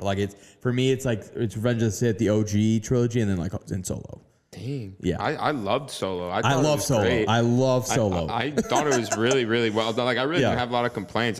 He's the best. He's the best. He's the coolest and freaking character. Heinrich did a good job. Yeah, I thought so too. I thought so. Him, Donald Glover, they're all good. And he kind of, he obviously had the Harrison Ford-esque, but he kind of made it his own. And to see Corellia was really cool. Exactly. And even to see what a Falcon was like before, became, He's just a I like scoundrel, dude. Star Wars creatures too. And to see one in live action to me is always a plus. But I agree. I like how the character was played in the sequels, but again, another just bad writing from the sequel trilogy, man. That I'm not a fan of. No, I liked him in the sequel trilogy. No, his story is how it ended and everything. Yeah, listen, the thing is, the one credit I'll give them on that leeway of killing Han Solo, he wanted to be killed. He's been begging to die since the end of Empire. That's on him. That's absolutely on Harrison Ford. I will blame Harrison Ford for that. But also, just for me, I felt like it was forced. He is Force Awakens. Yeah. But no, there's not much more I can say about Han. He's just the coolest character in the world. I have no problems with the way they killed him, honestly, and I like what that did for Kylo's character and how he was so conflicted about doing it, and then finally did it, and then the repercussions of that after. And honestly, him coming back in The Rise of Skywalker is one of the better scenes. I think. I agree. Although it makes movie. zero sense, but I love it. I agree. Not a Force ghost. It's just like a Force projection memory. I think it's just a memory lived on. Okay, well, I got the brass tacks here. Yeah. But I think the reversing of his character arc in The Force Awakens, I think, is completely different from Luke's reversing of characters, because it's like a full thing that he is now. He's just a smuggler again, and he's just not with Leia again. And Luke, I feel like it was a moment and then he dipped, but that was kind of it. But Han Solo. But in general, overall, he's just cool as hell. That's what he is. He's the scoundrel. He's the guy that has the best lines. He has the best lines, and once his introduction is probably my favorite introduction of Star Wars. Him shooting Greedo, it's the best. It's the best. So I'm going Gunslinger. I'm gonna save my wild card for last, hoping that it falls to me. Although you guys did take both your Siths, I will take the King Sith of them all, the one who rules them all. Give me Palpatine. Give me Darth Sidious. Thank you. Force lightning blast. Absolutely menacing character. This is incredible. This is an incredible Lego, by the way. Yeah. But outside of the Palpatine Returns, which is the stupidest thing in the entire world, what's stupider is that it was announced on Fortnite and not in the actual movie. Let's not forget that. But in terms of menacing character, Ian McDiarmid does an incredible job. Not only because you don't see him for the first time until Return. I think they retroactively added his thing in I think it's Empire. Yeah, but. His look is so creepy and menacing. That's how he talks. It's a perfect menacing character. He's just so evil, and he's so damn evil. That's all he is. And him trying to turn Luke at the end, and it's almost working. He's so manipulative. And then of course when Ian comes back for the prequels and serves as Senator Palpatine, and then goes all the way to the Darth Sidious moment. I thought his scenes with Anakin and him slowly manipulating him were just the best scenes. The Opera House scene is so iconic. Like it's well done. It's so good, and it's like there's something off with this guy from the start. Even if you had never seen some people probably. I was a kid, so I had no freaking idea. Like, oh my God, Palpatine. But like in the little things that he would do, from even the Phantom Menace to then the Attack of Clones, where it starts becoming more obvious, and then it goes. I think he's an awesome villain. The fact that he was hiding underneath the Jedi's nose the entire time, so basically his entire plan comes to fruition. I don't know like how true this is, but like he may or may not be Anakin's actual father.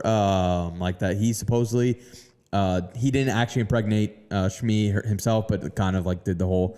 That's kind of what the opera scene kind of alludes to too. We can make life and take So he's awesome. I freaking love Sidious and Palpatine. So I'll take him. I'll take him in the 4th round. Not Absolute bad. Steal. Yeah, I think so. I love how he's kind of a representation of something that we see a lot. Like we see a lot of now in the expanded canon, where it's like the Sith and the Jedi integrated. Because we've seen them. In like the Legends and the whatever they call thousands of years ago. The Old Republic? Yeah, the Old Republic. Yeah. But now, in like I guess when we see them in these movies, and it's more integrated into how they lead Coruscant, but they're like the army, and then they're not really looked at as like the religious order. They're like the protectors. And so I think that it's interesting to see like the Sith side of that, especially with like the rule of two and how he had to grow and find people. And it's always about betrayal, and the reason there's only two because eventually one's supposed to kill the other one. It's a whole thing. I love it. I'm a big fan of like the Jedi lore is cool, but like I think the Sith lore is more interesting. That's why when I wasn't sure how many characters, I was like I had like all these like Nihilus, Bane, everything. But we can talk about it because we've all taken Sith. So there's all those characters. I love the Sith especially lore, in the video games, they've really expanded upon like the Sith there too. I'm with you. Which is why I like not to. I'm going to spend 5 seconds on the show. I don't know if you've seen The Acolyte. It's okay. I hate The Acolyte. Specifically because of the promise that it was supposed to be this Sith show to see, the point of view of the Sith, and it ended up kind of being that not really. It was terrible. It was honestly one of the worst shows ever. But that's because I'm so interested to learn more about the Sith, and Bane I think is teased at the end of it. It's a whole. It's Plagueis, right? Plagueis, sorry, not Bane. Plagueis. So for someone like me who's like kind of picky choosy about what I watch. Please don't tell me you saw The Acolyte. No, but obviously I know that like Plagueis shows up in the end. I see all the stuff online. So for me, I'm like, we've been waiting to see this guy in live action for over 20 years, and he pops up in the end of like this. What you're saying is the worst show. The worst show. They're doing anything, So that's why to me it almost annoys me, to see things like that. But again, we get to see him in live action, so I'm happy to see. I watched the clip on YouTube of the last 30 seconds of the show. I don't have to watch the other show, the rest of it. But. One thing we've talked a lot about with these characters is how Star Wars will go back and like add things, and sometimes for the better or worse. One thing. Besides Palpatine returning, but like one thing that I appreciate that Star Wars has never done is giving him any sort of redemption. Like he's pure evil. 100%. He's always been just pure evil. I hope they never give him any sort of redemption. Me too. And speaking about something they did add when they went back, the Clone Wars scene with him and Darth Maul and Savage Opress. Oh my God! Is one of my favorite things in all of Clone Wars. The way that Darth Maul is such a badass character, and everyone's so scared of him. And in that scene, you see him like so scared, like shaking in his boots because the Emperor is there. And it's like the one thing that like you always see Darth Maul talking about, like when he mentions the Emperor or Darth Sidious, it's like he's scared of Darth Sidious. So to see somebody so cool scared of him just like elevates him to holy shit, this guy is like the real deal. For sure, 100%. And they bet. I mean, hopefully it's too late now, but they can. He's an irredeemable character. Like there's no way. And I'm glad you said that because one of the things that they also added late, which again we're not going down this rabbit hole. The fact that Rey's his daughter is I think the craziest thing in the world. But nonetheless, he's still a badass character, crazy, most evil person in the world. So, Gabe, back to you. Oof. All right, so I'm gonna go droid because I really do think my wild card is just out there. So I'm gonna. He's reaching for something. I don't think you have this minifigure. Okay, then it's not because again, I as much as I love who I think you're reaching for, there's a droid I love a little more, and I think is up there with R2D2 in like basically pivotal to the Republic winning, and that's K2SO. Yes. Whoa! Holy shit! Wow! Yes! I didn't even know they made a minifigure for me. Obviously they do, but I've just never seen it. Dude, hell yeah. I'm with you, by the way. I love have Alan Tudyk. I have K2SO as my second favorite droid. Yeah, nice. Me too. Nice. I would have picked him over C3PO. Yeah. Wow. There you go. Kudos to that. Sorry, I did it first, but yeah, what a guy. Dude. Did it for the Republic. Put his body on the line, man. You need like to watch a true Andor, droid. bro. You He's really in need. it? Yeah. Oh, well, sorry. No, I don't care. No, he's not in it actually. Dude, trust me, that's great to hear. I love that. Really? Damn, that's You awesome. gotta Don't know. expect him early though. Yeah, No, I know, dude. I know it's long. It's again that is like in my very long watch list. That is like number 1 or 2 with Godzilla, King of the Monarch, King of the Monsters. I love the Apple TV Plus. Like, why is that so high up on your list? It's Kurt Russell, man, and Godzilla, man. What more is there to say? Watch Andor first, please. Okay, fine. But K2SO, I mean, just a great character from the start. Another kind of like, we don't really see it, but had some kind of redemption arc where, he's an Empire droid that's been repurposed, has a great personality.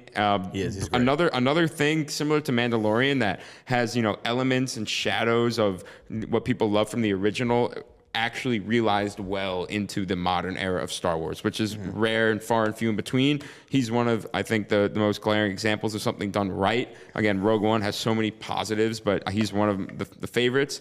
And he's not, like as recognizable as like a BB-8 or a Grogu to like the general public. But if you know, this guy, he sacrificed himself. And if he didn't put his body on the line when, Jin and Cassian, Andor, he had to slam the controls and lock the door. And man, the shot of his husk just lying there with his eye turning off is sadder to me than the last shot of the movie where they get eaten up by the Death Star laser. Yeah, I'd like to shake his hand. I may be wrong, but I think he's also like the first one in Rogue One of the like side crew that dies, and that's when you start realizing, oh, these guys are not making it out of here. So it also like has a bigger impact. So that. But yeah, I love K2SO. You definitely need to watch Andor. Yes. But yeah, I was gonna pick him over C3PO as well because he's very similar in the C3PO. Is that he's a little snarky and like mouths off. But he's also like badass, can like hold a gun, and his jokes with Andor is like their dynamic's incredible. The scene where he slaps him and he's like, "If you mouth off again" or whatever. And like I don't know if it's true, but I've heard like in the background that like he kind of hit him a little harder than he was like supposed to. And Diego Luna, Andor's character, like kind of laughs there because he's like, "What the fuck?" He's smirking or whatever. Yeah. But yeah, I love K2SO. Yeah, it's awesome. Great movie. Great scenes with him, and and pivotal to the entire Star Wars story. Seriously, like they don't make it out without him. 100%.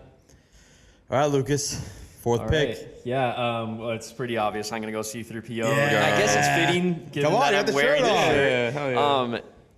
And though he's my third favorite droid, likely, I definitely don't want to underplay how much I do love C3PO. Yeah. Like I feel that he is underrated, really, even though, like we said, he'd be on the Mount Rushmore of most recognizable faces in Star Wars. I do think he's underrated. He's hilarious. I agree. He is hilarious in the originals, in the prequels. He's the best part of actually the Rise of Skywalker. My favorite part of Rise of Skywalker is C-3PO. Yes. Yeah. I actually hate that they killed him by wiping his memory and brought him back. If they actually would have wiped his memory, like that was so sad. I know. I'm with you. They just undo it in like 5 minutes or whatever. I think he's hilarious, man. Speaking of The Force Awakens, his introduction to The Force Awakens Yes. when it's like Leia and Han together and he just like interrupts me. Yeah, Like, yeah. I you can't recognize me because of my new arm. Yeah, I remember He's so that. good. He's so so good. And I then think he's so underrated. He had the cameo. He had the cameo in Rogue One. Where Yes. they're Him leaving and Archer are the Yavin. only. I believe they're the only two characters that have appeared in every single movie. Yeah. Except Solo. Are they not? That's right. They're not. Are they not Other so? than that, yeah. But yeah, I just thought they had a great. C-3PO's Yeah. cameo. I remember it. He's like everyone's flying out, and then he walks up. He's like, they never tell me where they're Yeah. going or something. Like a great scene. Perfect usage of him. Quick, snippy, and Yeah, then and it's great that Anthony Daniels has Yes. been the character the entire time. It's always Shout been out him, and him. he's in. He used to be in. I don't think he's still in the suit. Maybe he is. I don't know. But like in the OG ones, like I remember pictures of him, like he'd be smoking a cigarette in the desert in like full C-3PO outfit, like In sick. Tunisia. so sick. Yeah, dude. exactly. So sick. So that's awesome. Listen, I love C-3PO. So great pick. Yeah. All right. Our final round here is just purely wild cards, and I'm glad that this is going. So Lucas, kick us off with your wild card. Okay, so at first I was gonna be kind of annoying about my wild card. When I first asked you about the wild card, I asked if it like could be anything or to make sure it's not a Jedi, Sith, droid, or gunslinger. Yeah. So I kind of found a loophole in there that I was gonna say, but then when we were talking before, you're like you want it to be something weird and whatever. So I was like, okay, I won't do that. I was gonna go Kylo Ren as my wild card. I won't pick him, and the Okay, reason why fair. Kylo Ren works to me, I think there's the loophole is he's not a Sith technically. He's not part of the Sith Order. He's not a Jedi like Ben Solo is his Jedi. If you count him as the same character. So that's why I was gonna like try to use that loophole. Fair. And by the way, Kylo Ren for me is the best part of the sequel trilogy. I agree. Yeah, probably. Yeah. Just to get him out here. Yeah. Okay. Oh yeah. Great Get design. him I Get do him love out the here. crossguard saber. I love Yeah. how the kyber crystal was cracked. He couldn't do it correctly, so he did. I also gotta put Anakin just because. Hell yeah. But for my more glub shitto pick, I think I'm gonna go one of the goats of music in Star Wars, Max Rebo, on the drums. Yes. That was one of mine. Little blue elephant dude Yep. inside of Jabba's palace, just absolutely going ham back there, playing the drums. I'd love to go to a concert of his. Max Rebo's a goat glub shitto, in my opinion. I have one more that I'll see if either of you pick that I'll Okay. shout out after. But I do not have the figure of Max Rebo. He only comes in the Jabba's palace set or whatever. That's like hundreds of Oh dollars. shoot. Yeah, that's a One great day. pick though. What's Great it? pick. Isn't the band name like what was it again? Oh my God, it's It's like Jizzo or Yes, something. yeah, like yeah, yeah. it Like is. instead of jazz, it's just jizz. Yeah. Like, I think that's like jazz. the style of Yeah, music. yeah. Dude, mean, look at great. the- I have it on yeah. my. By the way, I have him on my list. I have Max Rebo Yeah, on my, he was my on. list. Yeah. Incredible pick, by the way. Am I up? Yeah. Okay. Wow. So. I am kind of in between two. One is like so sick, and the other is just like actually hilarious. So I'm obviously gonna go with the one that's actually hilarious. My wild card is Ponda Baba. Yeah. Yes, sir. Pod racing legend, baby. Yeah. No. No, is that not who I'm thinking of? One No, Ponda Baba. He's the alien who gets his arm cut off by Obi-Wan. my in the cantina. Obi-Wan. Oh, that's And he's right. in Rogue One. Yeah, He is totally. in Rogue One. I actually Yeah. totally forgot that he's still there. He's still drunk Wait, in the no, who am cantina. I'm thinking of the pod racer. I know. I forget his name. I know his name's That's like it kind of sounds the same. I know who you're thinking of. Yeah, I'm not- yeah. That's also I totally forgot about pod racers completely while thinking. That's great. Yeah. But yeah, I just thought that was a great pick for that. Because just a great scene to the introduction. I think the first time a lightsaber is ever used on Yeah, screen it too, is. and it immediately shows you what's going on. And yeah, I want to hear what you have to say before I say who my other pick would be. Who's a general cool guy. So I have two options.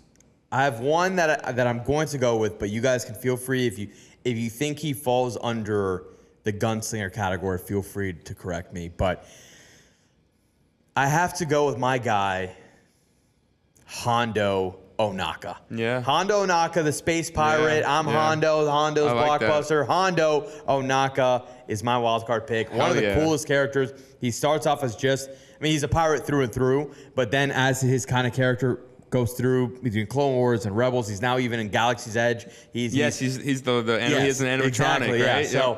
So Hondo for me, I mean, it's personal choice. I'll let it slide 'cause of the Hondo. name. If not, No, I do have a backup, and it's Dexter Jester. Yeah, he was That was my number 3 behind the other 2 I had. I've got Dexter So Jester good. in here. I'm gonna go with Hondo for the show, but Dexter Jester is the absolute Talking best. about someone you the diner. you could just Yeah, throw man. some down with. Yes. Like at the diner, pull up there. You Yes. make you a little What a milkshake guy. or something. Dude, yes, kicking him back with Dexter and Kid Fisto. Oh my God! Just in the 38th level of Coruscant, they're in like the bowels of the city. What's that laser approaching from Starkiller base a galaxy away? Yeah, crazy times. Yeah, no, I think that's love a it. great pick. Dexter's great. So I think he falls into the wild card category. General Grievous. Not really a Jedi. Not I really also a Sith. had him as like I literally It's wrote him not- in my notes it's- with question marks. He's yeah. not a droid because he's not. also like humanoid. He's not really a gunslinger. He uses a gun, but it's like Yeah. not his thing. He's not a Sith either. No, he's not. And he's not a So- Jedi. Yeah, and he's not a Jedi. He could. I guess Grievous like, could. I literally called. That was like the last call I made. I was about to turn in. I was like, call my brother. I was like, yo, is General Grievous like he's not a Sith or anything? He's just trained in the way. He's like trained by Siths in the way of the lightsaber, but he doesn't have any affiliation. He's like an alien, but a cyborg. He's not a droid. Not technically. Yeah. So I think he would be like I said. Like he's like just the badass like wild card pick. I mean, everyone you can't not like General Grievous. I obviously. was obsessed with I saw that first time I ever saw that scene was in a sharper image, like on the TV in the store, and I was watching it like, holy crap! Must have been like 7 years old. Like, holy shit, this is insanely cool, dude. Another one that Obi-Wan takes down. I mean, if you look at who Obi-Wan takes wants down, to go, bro, dude. Like he's taking down Anakin, Grievous, Maul. Really, the only one he can't take out is Dooku, which is one we didn't mention in the Siths. I like Dooku. great Sith, Dooku's a very cool character, and I like the angle that he, and especially have you guys seen the Tales of the Jedi version of yes. it? Yep. Oh my God, it's so good with him and Qui-Gon, and it's great. Yaddle. And Yaddle, yes, and Yaddle. But like he's a character that like he is a Sith, but he's also like he's just conflicted because he's anti. I think he's basically anti-establishment essentially, and His point of being a Sith, it seems very like based in like logic. Yes, so exactly. It's cool. Like It's similar to that Palpatine idea of like balancing the idea of like, you know, the Sith and like the front edge of like, you know, society, as well as like the Jedi doing the same, but like the Sith are hiding it. And you know, so he had to be like a high-ranking Jedi, and then the difference is that Palpatine is he's doing it, he's playing the role, and he's playing face. Dooku believes it, like he's like a separatist. exactly. It's cool. But Palpatine's just using Dooku. He's he is the most manipulative person in the history of movies, I think. I mean, he's got him, he's got Darth, he's Vader, Maul. Almost got Luke. Luke. He almost got Luke. Almost. So, yeah. And he came back from the dead. Yeah. Somehow. And almost got Rey. Yeah, that's true. That's true. His daughter. His daughter. Granddaughter. Oh man. Yeah, it is granddaughter. That's right. His granddaughter. Gents. Real quick, I was just gonna say my other glove shitto that I almost brought up. Don't worry. I was like, before we wrap up here, we're jumping right into honorable mentions. So. Okay. Yeah. Anybody you missed? Do you want to get some intro into that, or are we good?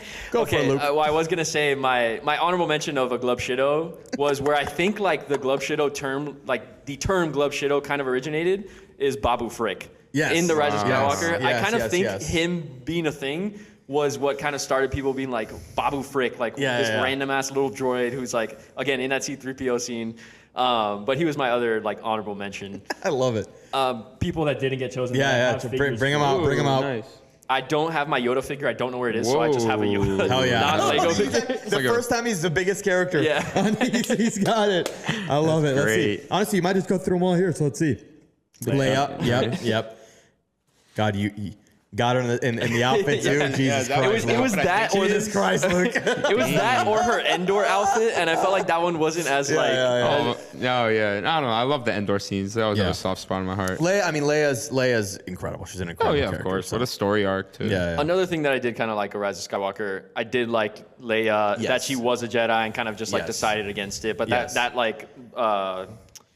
that scene of showing like Luke training her and stuff like was awesome. really cool to see. I'm with you. The scene that I cannot stand is her floating through space.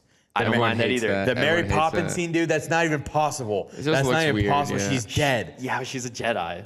Jedi's get blown into space all the time. I know, but I think it's not like she spent the night out there. Skywalker, man. I will fully admit the. Not like she spent the night out there. I will fully admit the execution of it looking Terrible, like she was dude. flying like Yes, Mary Poppins dude, wasn't great. terrible. I hate But, that scene. but the Forced fact that the she shit to survived, herself. and then also it's not I like like she. the Jedi aspect. Like It's not like she got back in was just like chilling. Like she was like in her little coma for a little bit and like. But we also already knew she was force sensitive. Well, yeah, so, like, that's, they didn't I have actually to I do that. love that, and I'm with you. I really like how they handled it in Rise of Skywalker in the sense. I mean, obviously they were dealt a bad hand of Carrie Fisher passing, but I like the angle of that she did train with Luke and just like this is not for me, like this is not the way I want to go. I stayed in like essentially in politics or General Leia, I think. So I'm with you on that. She's an incredible character. I also didn't expect to be glazing Rise of Skywalker nearly as much as I am on this podcast. But another thing that I like about the Rise of Skywalker with Leia is I actually do like the way that she dies. Like Yes. they killed off Han, they killed off Luke, they had to kill her in the last one. And again, Yes. Carrie Fisher again had passed Yes. away, so Yeah, they had to figure out a way to do that. But I kind of do like that, like her last ditch effort thing that she did was kind of like what Luke did of projecting himself, but like kind of helped like Han get there and kind of helped Kylo finally turn back, and that was Yes. her like final thing that she did Yeah. to like help save the galaxy. I did with kind you. of like that too. Damn, are we Rise of we're not. Skywalkers, guys? But there's there's Yeah. good in everything, man. You just got to be able to look at it the right way. Yeah. I'll say I want to throw out a shout out, good honorable mention to I think I forget his first name, but Starkiller from The Force Unleashed. Okay, yeah. Oh yeah. I remember like that was like Yes. those came out around the time for me. Those are like, those were my favorite video games. Does growing he up. have a first name? I kind of think Star. It might was just be Madonna, Starkiller, like, yeah, so he might just be Beyonce. Starkiller. I was trying to remember. I don't think so. And then Well, fun fact: his name, Luke. His original name was Luke Starkiller. Yeah. George wanted to name that, then it changed to Skywalker. I like Then the game made Skykiller. I like that. I think it's Yeah. nice they reused it. I know they reused it for the base too in the First Order's base. Yeah. And Yeah, I had another.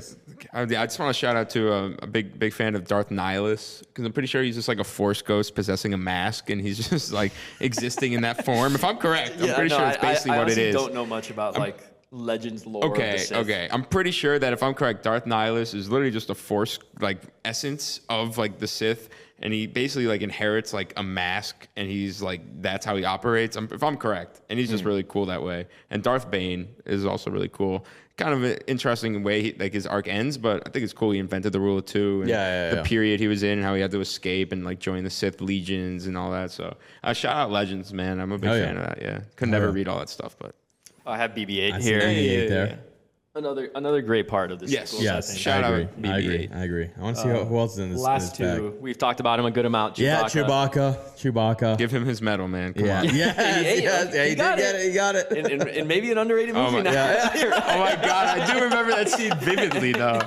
Dude, it was just a fan service fest, dude. That's what it was. I actually I may put Chewbacca over Han Solo, and I know that's like a controversial take, but Peak Wookiee. Yeah. dude, the fact in Solo, speaking about another great scene, like when Yes. you find out that he's like 180 or whatever, how old he is, like that scene's hilarious, and he's always there for Han. The scene where they meet each other and he's like chained up in the dungeon is sick too. Yeah.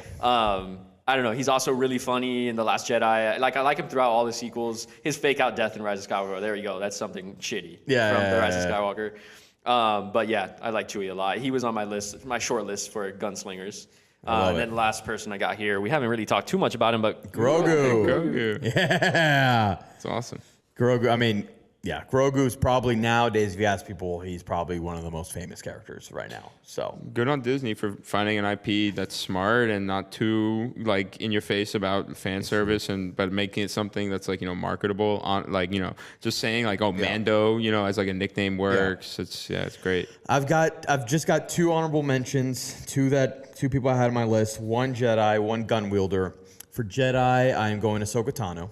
Ahsoka Tano is one of my favorite characters in Star Wars, and just probably my favorite thing clearly my favorite thing to come out of the Clone Wars. I love the character of Ahsoka and everything that she's done afterward with Rebels. And her show was okay. I probably like it more than most, but I just love that character. Mm-hmm. And then Gunslinger, Bounty Hunter, my guy, Cad Bane, dude. Yeah. Cad Bane is one of my favorite Star Wars characters, one of the coolest Star Wars characters. Was not done real justice in the Book of Boba Fett, but he's a badass. So yeah. I've always liked his design. Also, Cody, Oh. Rex, and Well, Flash. Oh, Commander Cody! yes. Yes. Yo, The Commander clones. Cody was another shortlist wild card pick for me Yes. for real. Oh, Rex, I was dude. nervous. Like that was one that I was nervous. Oh, so that's a Rex helmet. Well, Okay, no, this one's Cody. that is Cody. But, so I thought. So who's but blue? Rex That's is Rex, okay. Rex is blue, and then it's like Rex five. Fives is I think my favorite. Is Clone. that the whole Yeah, Bad yeah. Batch storyline? No, Or no, Bad that's all Batch's totally separate. different, right? Fives is So I in the remember Clone these guys Wars. from the movies Yeah, and then yeah. the show. Yeah, Rex, shout Rex out those is the guys. best, dude. Rex is. I like Rex is my Cody. I've guy. always remembered Well, Commander Cody. Cody was always with Obi-Wan, so I always. Okay, I always that's liked the Cody, one, but then yeah. he tries to kill Obi-Wan. Yeah, right, dude, crazy. Yeah. Yeah, man. Gentlemen, I don't even know how long we've gone. I neither. feel like it's been a bit, but this has been awesome. Hell yeah. Star Wars, as we can all agree, is just the absolute best. And getting the chance to nerd out with you guys on here has been awesome. So, final thoughts on the drafts. You guys like your teams, and your final thoughts on this. May the 4th be with you. Well, we're at an interesting precipice for Star Wars right now, and we're kind of in between, a little bit after all the crazy shit that happened. We're about to have the new Mandalorian movie come out, which maybe they can actually kickstart their cinematic, ownership that they've had forever. I really hope they can, but it will take more than just money and marketing. It takes good writing, good casting, good acting, and like actual, not fan service, but like a love for what the fans want. So hopefully we get that. I really enjoy my team. I think it's I think it's colorful. I think it's subversive. I wanted to make it, these are characters where you see them and you're like, oh, I love that guy. Oh, I love that guy. Oh, he's great. But they're also not like the main guys. Because, I could have easily said, Kit Fisto, baby. Yeah, dude, Kit Fisto. Kit Fisto, if I ever see you walking around, I'm going to go right up to you. No fear, dap you up. I'll get you a beer. I'll get you a Johnny Cuba. So, yeah, just I'm really happy with how my team turned out. And then I have Kit Fisto. And then my wild card was the guy Baba. Ponda Baba. Yeah, it's so obscure I almost forgot, but I knew when I said, "What's the alien that got cut up by Obi-Wan?" and then I looked it up. I said, "That's a sick one." So I'm happy with my team. I think it's a strong. I mean, my Legion looks weak compared to yours, but yeah. Well, these are not. Wait, Gabe, where can they find you? Where can people find you? Oh man, yeah. So Weekenders Weeklies, get some golf content out there. We go around Miami doing some reporting, some events, photography, and obviously you can catch me right now in the Hondo studio, baby, with the Stay Tranquilo boys. Very grateful as always. But yes, thank you, my friend. Weekenders Weekly, some golf stuff, and yeah, it was an amazing time out here. Lucas, on you now. I love my team. The fact that I was able to get Luke and Vader to me is kind of everything. Mando to round that That's pretty out, solid, and then C-3PO, an underrated droid in my opinion, and then Babu Frik to just kind of like to lead the drums while we parade down the streets of Coruscant. No, wait, you got Max Rebo. Max Rebo, sorry, that's what I meant. That's what I meant. Max Rebo to round out the team. Actually, though. I wish I had his figure here to do it, but That would be awesome. But Luke and Vader to me is like, man, that's sick. iconic Star Wars. Like the fact that I was able to get those two made me happy. Yeah. But yeah, this has been great. We need a full episode to talk about The Last Jedi. Yes. In more depth, but, Yes. But yeah, this has been great. Lucas, Thanks for having me. Where can people find you? You can find me at LucasMidi5 on TikTok and Instagram. Yes. I am not by any means a consistent poster, but sometimes you'll see me ranting about The Last Jedi or other things. He has some Star Wars rants out there. You went on one the other day about the sand line Yes, in Attack of the Clones. I think the I hate sand line is not anywhere near as bad as people think, and I think there's way worse lines in Star Wars than that. Okay, I like that. I love it. But I yeah, love it. LucasMidi5, Lucas Smith on YouTube.